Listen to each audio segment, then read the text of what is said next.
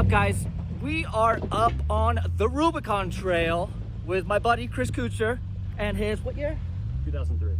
2003 Jeep XJ, YJ, PJ, LJ, CJ. J something. Yeah, it's a Jeep something.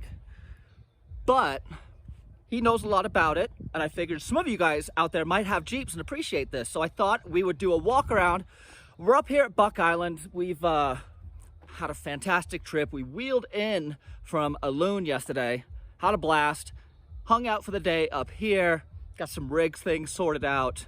Sun setting, it's been an awesome day, and I figured we'd do a walk around. Chris can point out some of the highlights of the rig and talk about some of the details that you guys might find interesting. So it's a 2003 Wrangler, 4-liter, 5-speed, Core 44 G2 axles with 513s, Eaton E-lockers, 37s, 3-inch savvy springs, and a 1 1/4 JKS body lift. It does really well. We got about 9.8 inches of travel in the rear, 11.2 in the front. Kept the tires on the ground today for the most part, so can't complain about that setup. Wasn't as much bouncing this trip. Yes, the 4-to-1 T-case from the Rubicon, from a TJ Rubicon, has helped out the MP241, so it's been a big help. I was just creep about 1 mile an hour. It's a 241 in here? Yes. Yeah, so they're chromoly axles, and the Core 44s are larger diameter, thicker tubes. So they're, I believe, a 3-inch OD tube and then 5/16 wall. So they're stronger than the factory Rubicon 44s. Okay. And gear choice, what do you have? 513s? Okay, you just said that. You just put those in. You upgraded from what? 456s. When I had the 35s, they were okay. I should have went 488s to begin with. I've realized after getting gears, and now obviously going from 35s to 37s, you need a little bit more. So yeah. Seems to be a good sweet spot. RPM band, still similar? Yeah, it's good. I can pull grade and not have a whole lot of issue at this point. Before it was dropping down to 3rd and 4th gear to maintain grade. Now I can stay in 5th a lot longer. Awesome. And it's 5-speed. It's 5-speed, but I can do 80 on the highway. I'm still below 3,000 RPM. Just walk me through front to back. All right, spinning belt bumpers, they came on it when I purchased it, and the Warren 8000, the VR 8000 winch came on. It's been great. Only had to use it once, and that was on Little Sluice last year. But I remember that.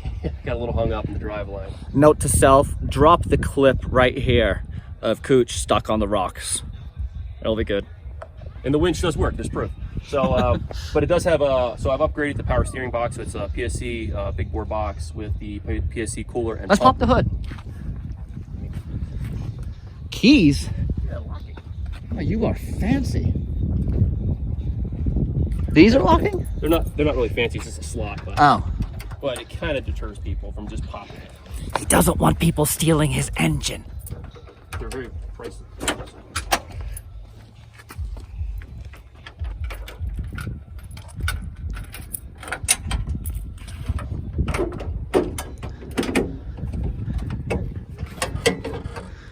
Okay, walk me through the magic.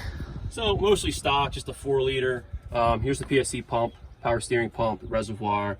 It also does have the Vanco Blackmagic brakes, big brake kit on the front and disc brake conversion in the rear. So that kit gives you have to have a 17-inch wheel. I think they're 15-inch rotor, something like that. Okay.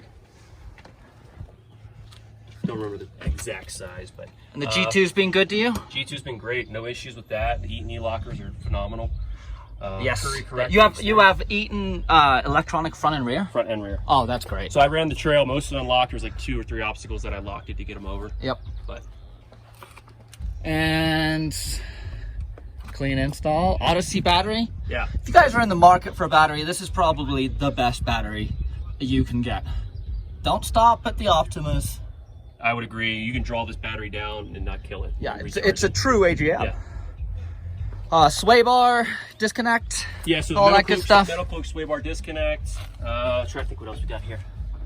You done any framework, any strengthening or reinforcing on the frame? Or no, nothing really strength-wise on the frame yet, but I have mangled some mounts. If you come over here, is there any notorious weak parts or things that people need to know about with these guys? I'm aware on these, but like you got to watch because I don't know if you can get the camera under here, but I bet that link pretty good on the backside. A little mangled.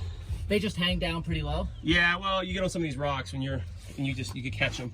That one, actually, if you look at the last Merrick video, you'll see this one was when I bounced it on John Bull. Is that what you hit? Yeah, I hit here. I think I bent right about here on the skid plate. Just tacoed in a little bit. Yes! Eat! Whoa. Stop. That was awesome! Trying to think what else I've done. So, full armor. So, liners. Yeah, so metal cloak, front fenders, rear, and sliders. I've got the Terraflex belly plate, which is a little bit of a tummy tuck. I've also, I'm trying to remember the brand. I believe it was Rough Stuff. And all this stuff is metal cloak. Yeah, that's all metal cloak, and it's pretty solid. If you look, come around to the passenger side. Cougar Buick, I was following a buggy, and I took a bad line, and I'd caved this in about 2 inches. I pushed it back out, but it came off of this and slammed the body, and this didn't even hurt the fender.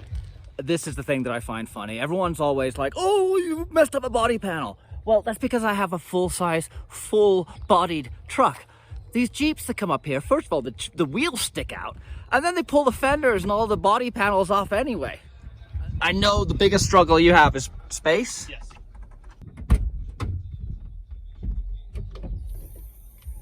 So deleting the rear seat, I'm able to put with this Tuffy security box, everything's secured, even with the top off. You have to open the tailgate, which you need a key for, so it's good to lock stuff. Cooler sits here. I have 2 rigid boxes I strap here, and a tent, a little wrap up of a tent. Everything fits in here kind of nicely. It's What's tight. in the corner in that bag? What's that? What's in that bag in the corner? So I have toiletries in here and some more paper towels, bug spray. Camping stuff. Yeah, just camping stuff. Okay. I've got the ammo cans, which have some more fluids, gloves, that kind of stuff. Yeah, the basics. And then all the tools are in the back. Well, you do a very efficient job packing this beast. She's tight. And Chris is the first guy to volunteer to grab a tool, no matter what.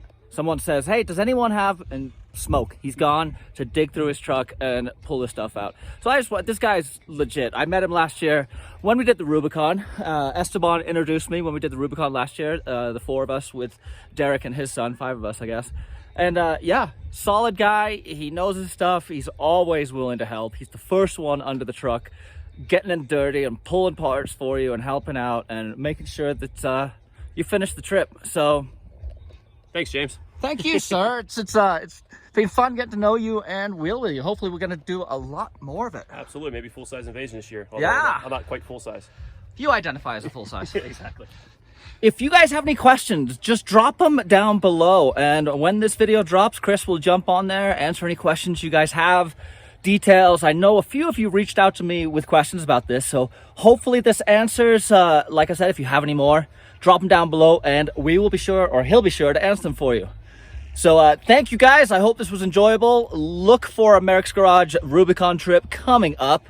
A little different this time, a little bit more about why we do this, a little bit less about how. So, great time so far.